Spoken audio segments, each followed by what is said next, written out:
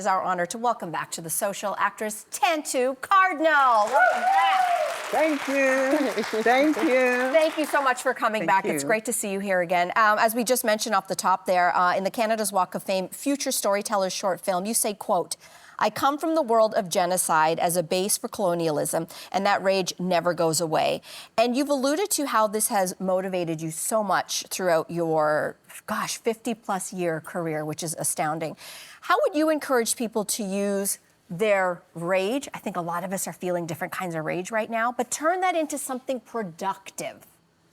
Well, I felt that my only alternative was just to make sure that the rage and the cause of the rage didn't win. I had to turn it into something positive. Where was that rage coming from? What was the authenticity of that rage?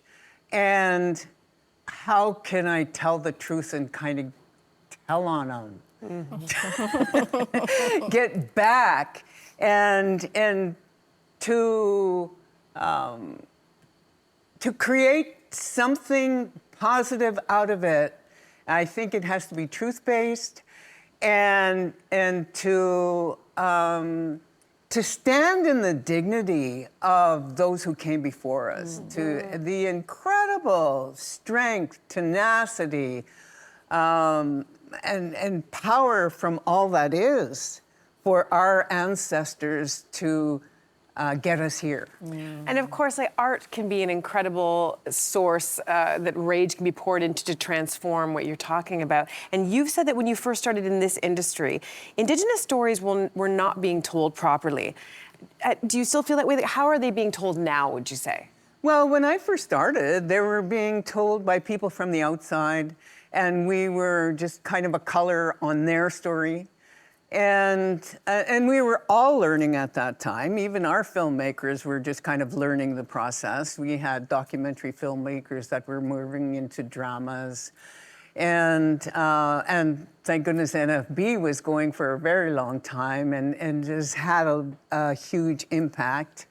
And I think from my limited view and vision is that I've seen up north that they have really capitalized on the gift of that technology and that availability of storytelling. They've been doing their own filmmaking for decades and decades, and probably generations by now. And they've come up with North of North.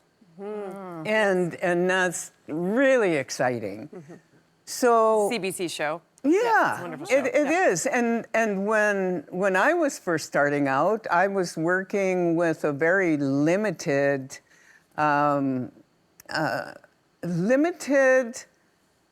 availability of authenticity. And I just had to be able to try to bring as much authenticity as I could in whatever that little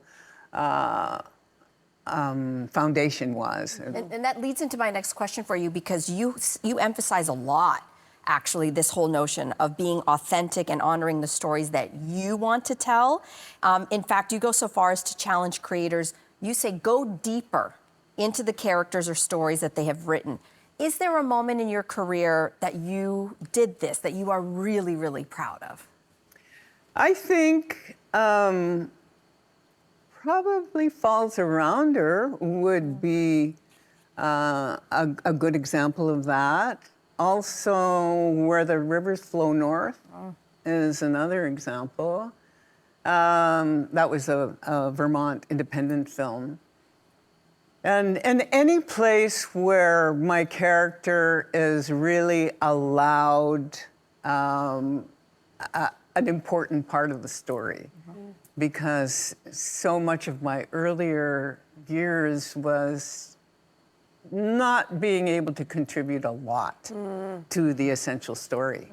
So, and I think it's important that the people who are creating the story are really immersed in what that story is. Yeah. And so that's why it's important that our storytellers, our filmmakers, our Indigenous filmmakers are supported And I think that Falls Around Her could have done much better had we a stronger budget. And that would have allowed us more time, and that would allow us more bells and whistles, and that would have been much more exciting.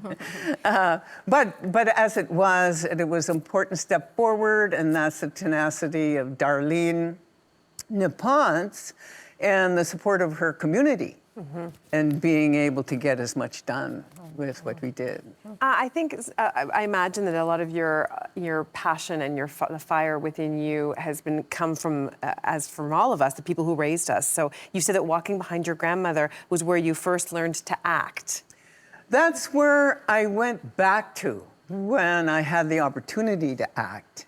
Is, for one thing, I had a feature that I was offered. And the dialogue was, as far as I was concerned, I didn't even want to do the movie because the dialogue was so Disney. And so I kept on saying no, no, no. And the producer was Phil Fraser, who was Black. And he said, we'll fix it, we'll fix it. So one thing led to another. Next thing you know, I had no dialogue in this feature where I was playing a principal role. And so you invest in the unspoken, which is kind of interesting in terms of our history as women, as Indigenous women. We had to keep on going, we had to keep on saying our piece, and we didn't really have the platform anymore. Because when the Euros first landed, this was a matrilineal civilization. And now we got what we got. Wow. Which is now twisting itself back into what it should be. Tantoo, we could listen to your wisdom all day. We just want to say a big thank you for coming back and visiting us here on The Social. Thank you. Thank so you. much. It's a pleasure.